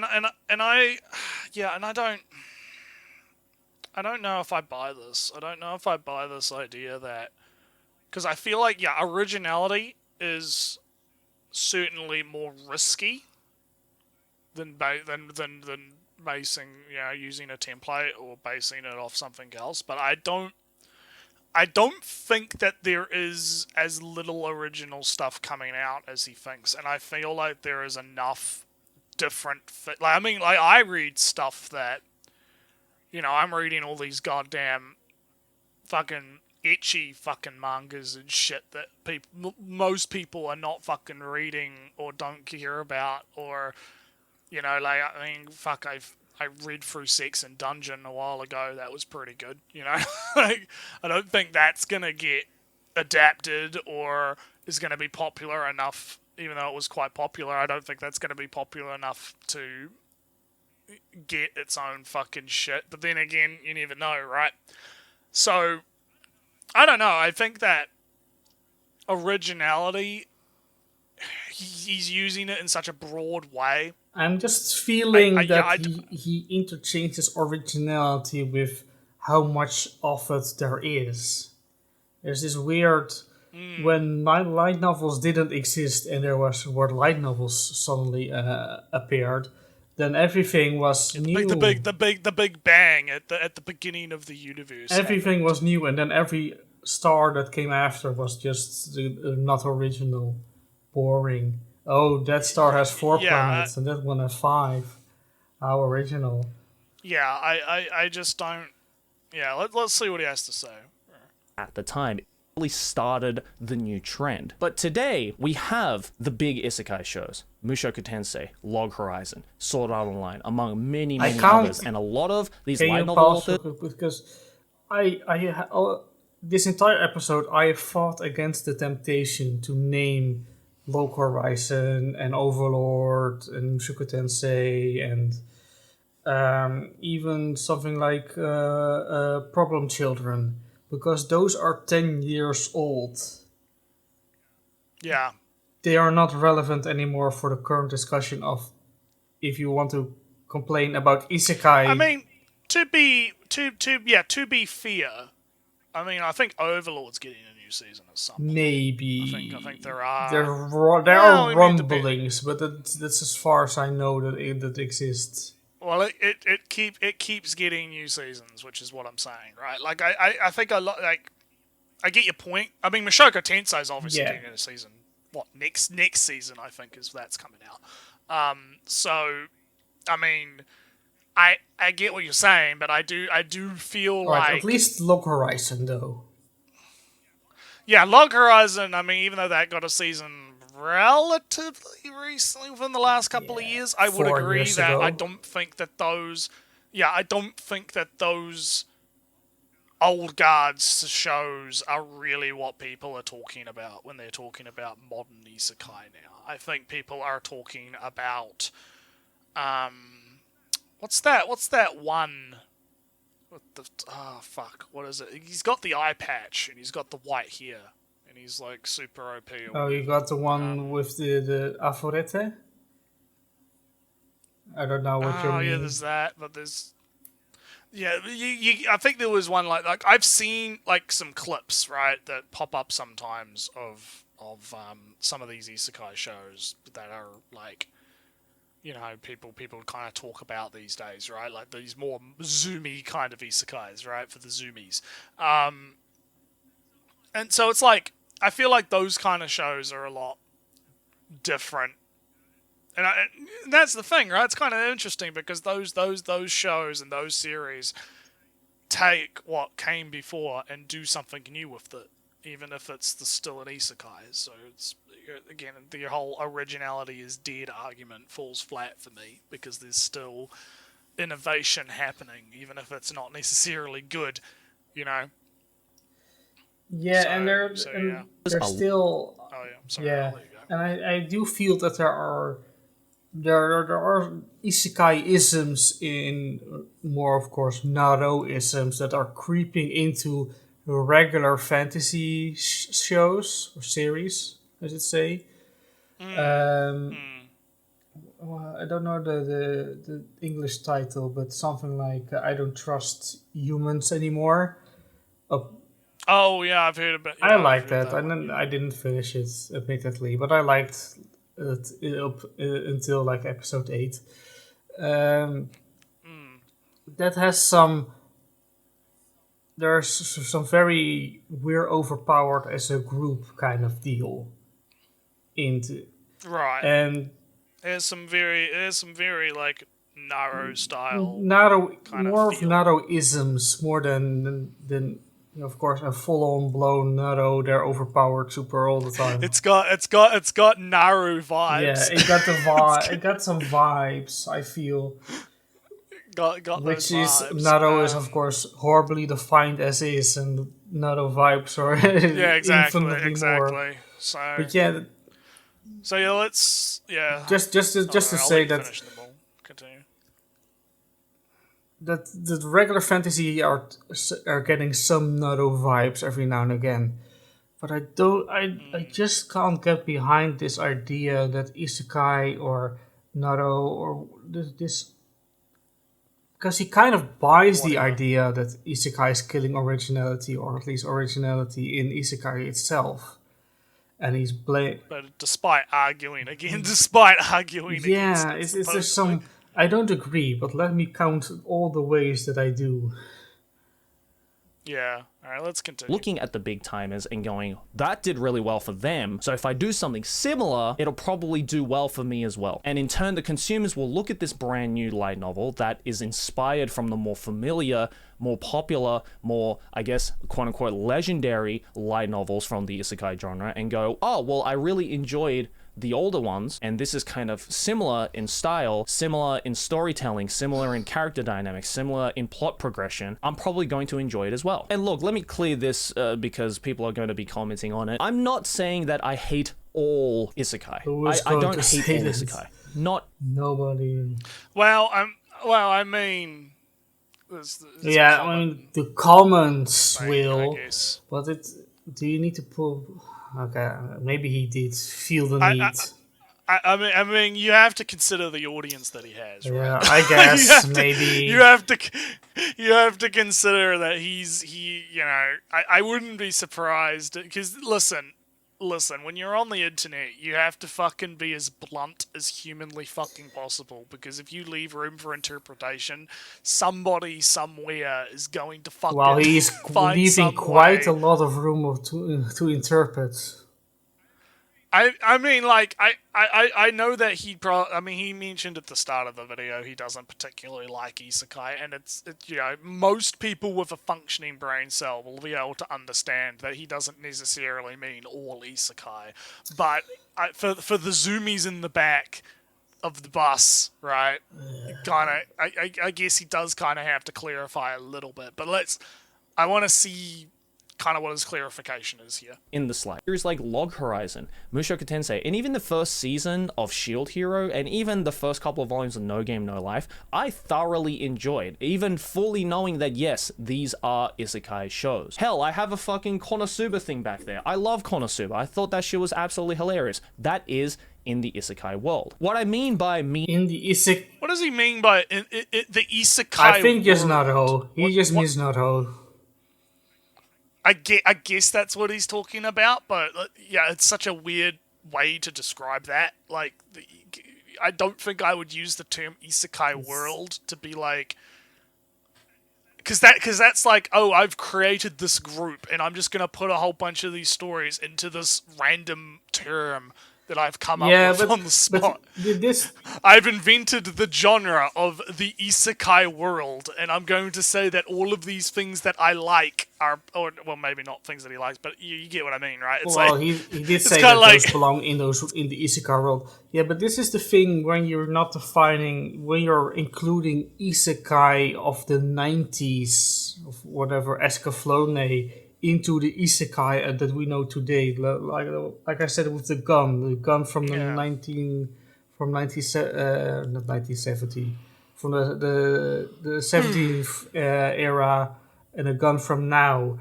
Yeah, both are guns that shoot a thing at you, but to include them in the same thing with the same goals. Yeah, a musket is very different to an AK. Yeah, AK-47, you know, or an completely different AK-12 aim or and whatever, you know. purpose and whatever you want to add to that. Yeah, a gun. It's still a gun, but there's been a but lot then of he knows iteration. that they are different, and then he has to come up with a different definition instead of drawing on his being in Japan and being part of Kadokawa and knowing these isekai of today are based or are influenced by Naro, and he doesn't recognize it, and that's why it's again such a waste that he is there.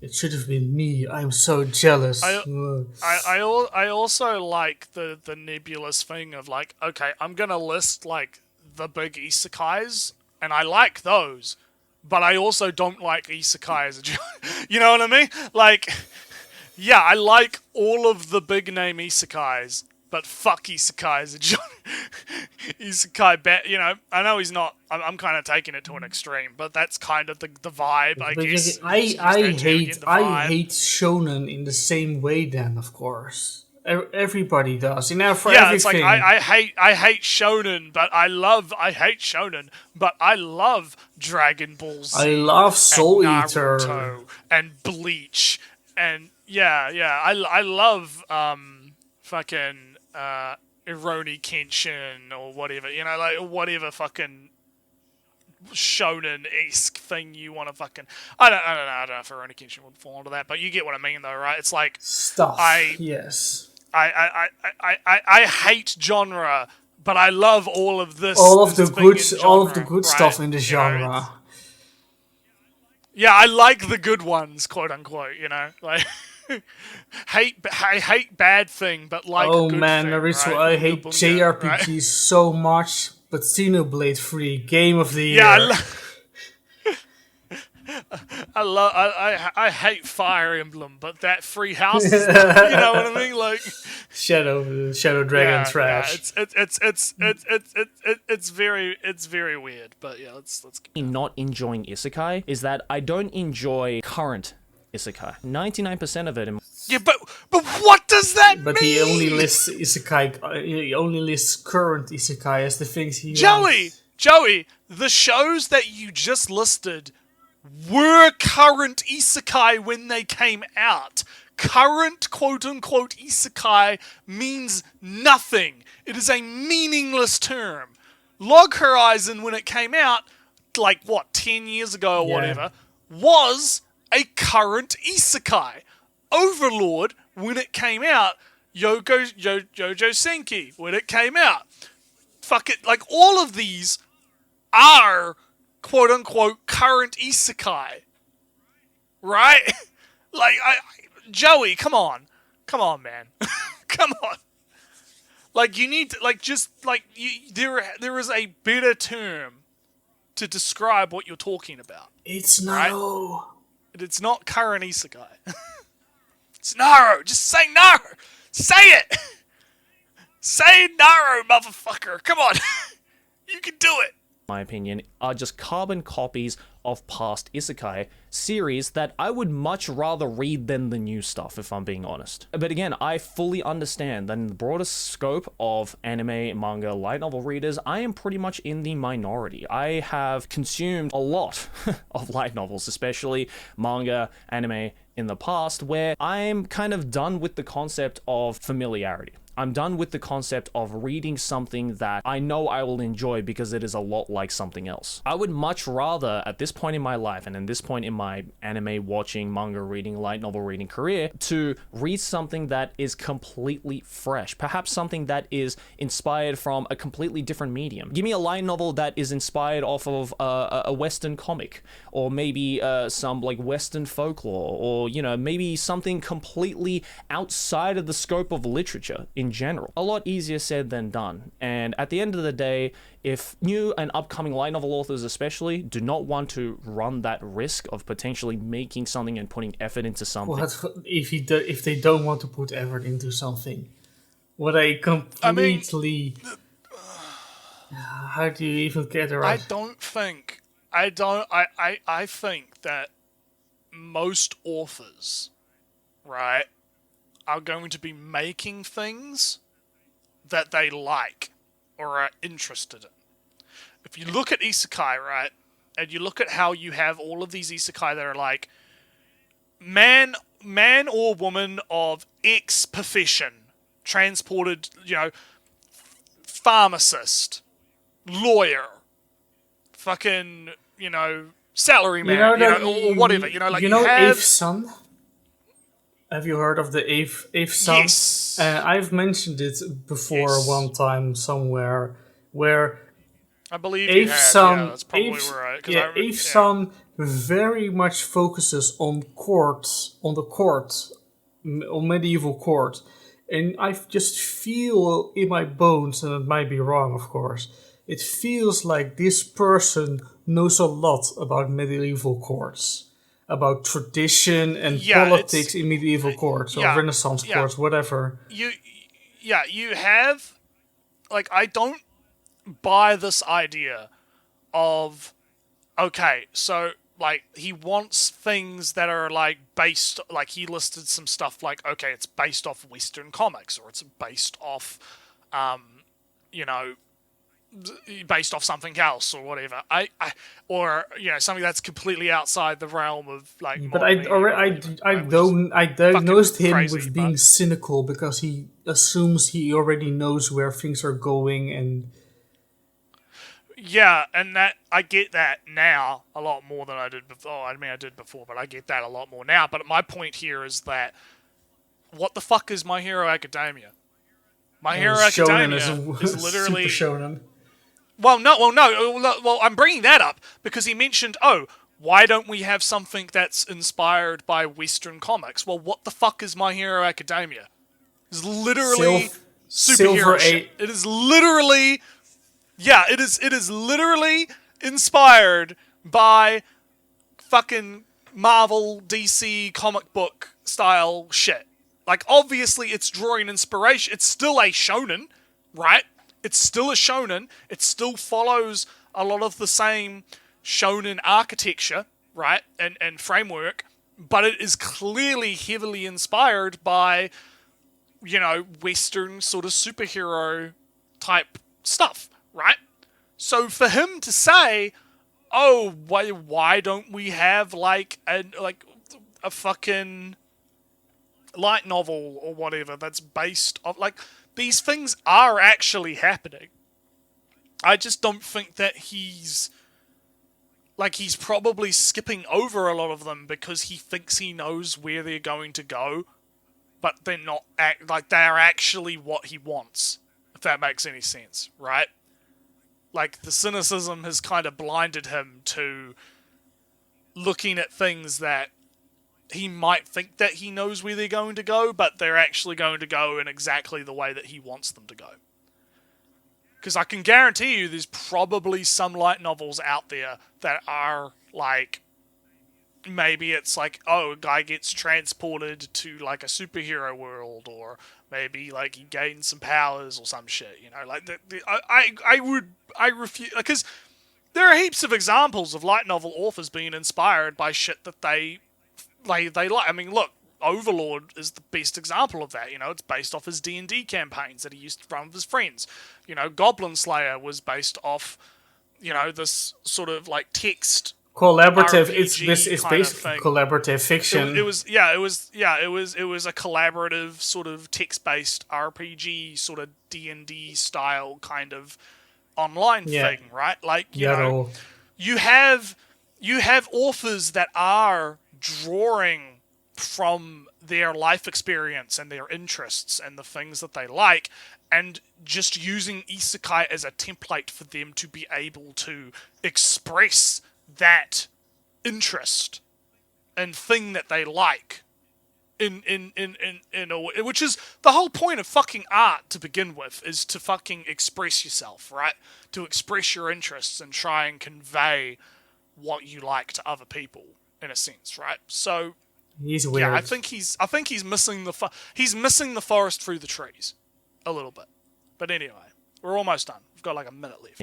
That completely original, I don't blame them, because at the end of the day, these light novel authors are trying to run a business. They're trying to make money, and nobody can fault them on that. It's not their fault. It is the fault of the consumers. And this is going to He's sound being really, weird. okay. So here's the thing: we've got Ali's in his based property ownership arc, and I'm not going to become a commie, but I am going to say I think he's being a little bit capitalist pilled. Yeah. He's being a little bit. Oh, we're in this capitalist system, and that means everything's a business, and it's all about making money. Where okay, I reckon that is true for a number of authors. I think obviously, like, who doesn't want to make money off, their work, right? Obviously, right? Everyone wants to make money off the thing that they enjoy and the thing that they want to do, right? Like, fucking stating the obvious. But I really feel like he's missing the fact that sometimes people just want to create art for the sake of creating art, right? Sometimes the guy who really fucking likes D&D just wants to create a story about his stories and his campaigns in D&D. Sometimes the guy that really fucking likes medicine and, pharmaceuticals or whatever wants to create a story about fucking pharmaceuticals and explaining things. Maybe the guy who really likes science, to use an example that's relevant because Dr. Stone's coming out right now. Maybe the guy just wants to make a series about science so he can educate people about how fucking cool And science I'll do is. the little science experiments all the time. Do the little science experiments and go into like autistic level detail about how you can make fucking generators out of fucking copper Telephones, and shit. Like whatever. How to make sonar or whatever. How it works, right? How to do these things, right? I feel like he's missing that. Like, he's been blinded by this whole, late stage capitalism, whatever, and he's not realizing that sometimes people could just fucking make shit without the, necessity of, I have to make money off this, right?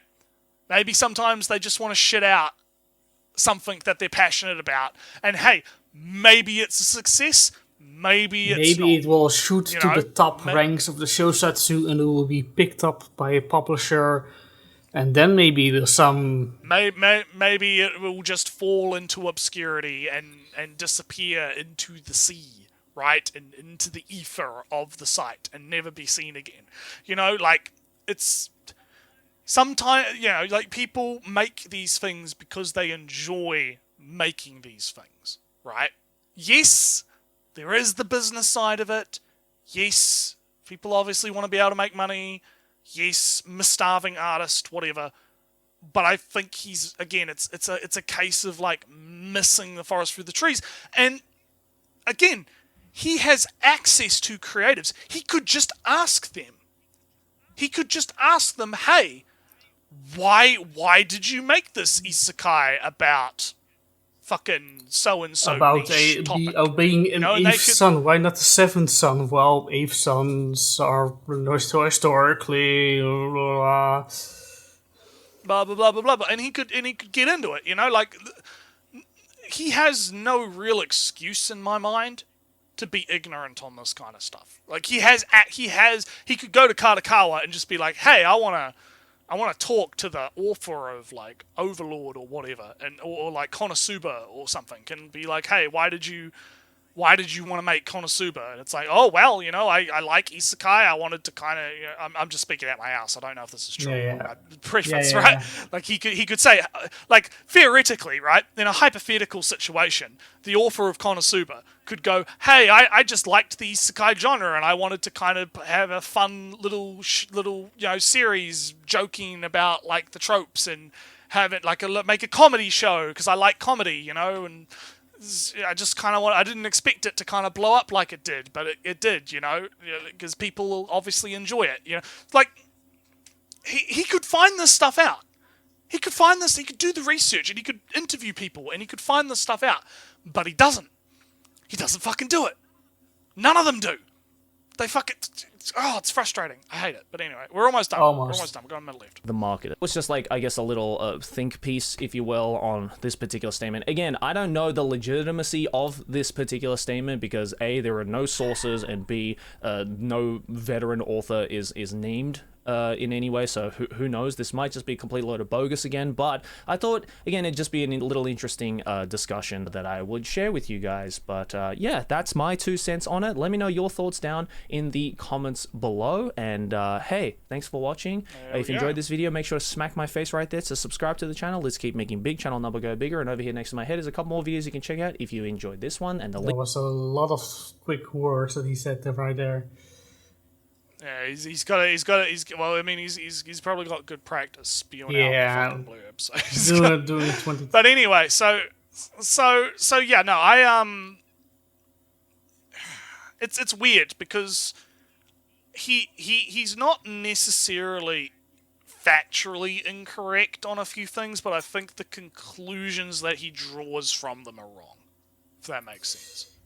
Like, he's right on some things, but it's the conclusion that's the problem. I just don't like much of his reasoning, really.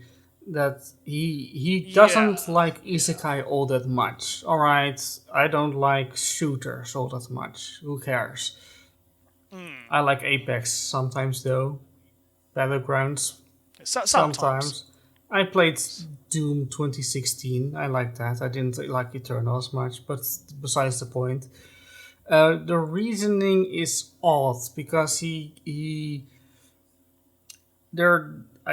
think it just stems from this cynical mindset of assuming that you already know where everything is going, and then he's justified in skipping it, and then he just. And then he wonders why there's nothing coming out that he's that. Then, but then he gets recommended Isekai and he skips Isekai and he's seeing.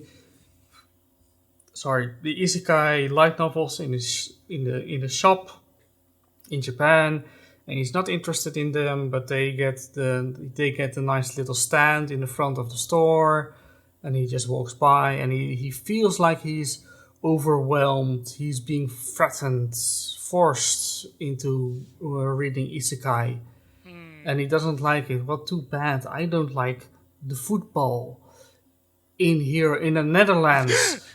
don't like the ball. No, I don't like the footy ball. But still, every year or whatever, how long it takes, entire street will be dressed up in orange to support the national team, and I don't care. Yeah. But still, everybody, I even know the rules because I have to know the rules because I can't avoid knowing the rules because I live here. Yeah. And that might feel like an assault on me, but it isn't. It just isn't, and I think he all feels this kind of assault, and that's why. And then he has, because he already assumes that he knows where it goes, and he doesn't appreciate the finer details or difference. He generalizes, throws everything on the same pile, and then wonders why everything is the same after he throws everything into the same bin. And then he kind of semi-agrees with Keel's originality, because then it becomes some sort of a zero-sum game where every story that is an isekai could have been an original story. But it isn't. What a shame, what a shame. It's an isekai instead. Yeah, I agree. And I don't really have much to add outside of what I've already said. That I feel like he's...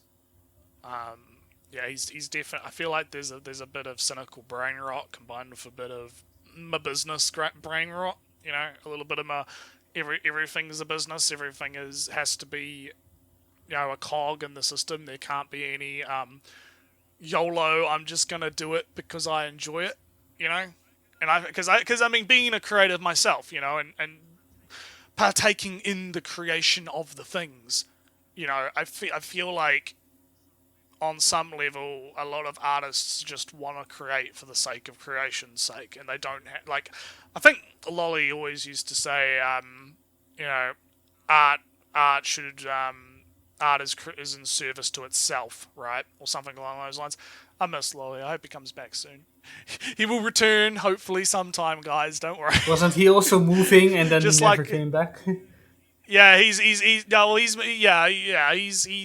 out there doing his thing. He will return at some point. Don't worry. he's out there in the ether, just like Ellie and I kind of are as well. He will return. But yeah, I don't really have a whole lot else to say outside of what's already been said. So I guess we'll cap it off here. Maybe a new segment. What would you do to improve this video, Naretsu? What would I do to improve the video? Well, first off, he needs to fucking define his terms better, or he needs to use terms that are easy to understand, that aren't nebulous, like, you know, originality, you know. Isekai like world. He needs to define what... Isekai world, yeah. Like, he needs to kind of be better... He needs to better define what he means by those words and be like, okay, when I'm talking about original anime, I mean this, right? This is what I mean, right? Because there were a few points in the video where it's like he will interchangeably use those terms, and it doesn't make a whole lot of sense, right? That would be the first thing. I'm not sure if there's anything else, like, outside of, like, disagreement with his opinion, right? Because there's a difference between technical issue and opinion issue, right? Yeah, I feel like that would be my main thing. My main thing would be define your shit. You know, good old pause and select is source your shit. I'm define we your are. shit. The two rules, right? The first one, you source your shit. The second one is you define your shit. There you go. So what about you? It's mostly the same. Yeah, more definitions. More. I would like if he would use more established terms, because he used Isekai world when it. For me, it's kind of clear that he means a Naro, but he could use Naro instead, and then have connected to an established term with established things and concepts and help educate people on that term too. Bridge this gap between Japanese and the English world. Make this connection, throw out a small definition of it, and help people recognize what he calls Isekai world, which is such a terrible term to use, because it's even more mean. Naro's problem is that it's ill-defined and it's impossible to find, because it's less than a template, less of a standard. It's a vibe of a story. Well, I mean, it has a bit more grounding because it is a literal place. Yeah, but you can write Naro stories. I would view it. I would view it in the same, like, to draw a comparison to an online thing. I would compare it to calling something Tumblr style. True. Yeah. Right. It's a culture where you have like, but yeah, because it's based off a place, right? Like Tumblr. Well, I guess Tumblr was. Yeah. It's not so much anymore. but it was a place, and there was a very specific style of artwork that came out of that place, right? So when you would see that kind of artwork, you would look at it and you would go, recognize it as, oh, that's like Tumblr style, right? I would. Right? I came up with there's also like the Carl Arts example in cartoons, right? People look at things and they'll call it, oh, that looks like a Carl Arts style, right? even though that's also Naretsu I've came up with the perfect term, and it's culture. Naro is a culture, Yes. and you don't have to be in the place of the culture to write something that is the culture. Of the culture, yeah. That could work, yeah. So yeah, no, I get what you're saying. It's I think, yeah, Naro would be a much better fit for what he's saying, because Isekai world, like you said, it means nothing. It doesn't mean anything to me. I don't know what the fuck he's talking about. What the fuck do you mean? But if you say like Naro, and of course a lot of people are going to have that same reaction because they're not going to know what that means. But that's where people like him and the Trash Taste Boys could actually educate people and use their platforms to educate people like we kind of do on those topics, right? And be like, no, this is what Naro is. It's this place, and it's a place that has a culture where people write these particular type of stories. And then it's never changing, ever evolving. And then can people for themselves identify that Log Horizon doesn't really fit in that. No Game No Life doesn't really fit. Tanya the Evil doesn't really. Drifters also. But then Sword of the Line does, and Bofuri does, which is an isekai, both aren't isekai. And Spider very much does, and Slime does, and those are isekai. Yeah, and you can get a more refined definition. Yeah. But we talked about Naro and the people don't using it when it's completely appropriate. Yeah. We can go on for hours, but I think we're pretty much good to go. I think it's been a good cast. It's been a good time. So we'll catch you guys all later. next time. Bye.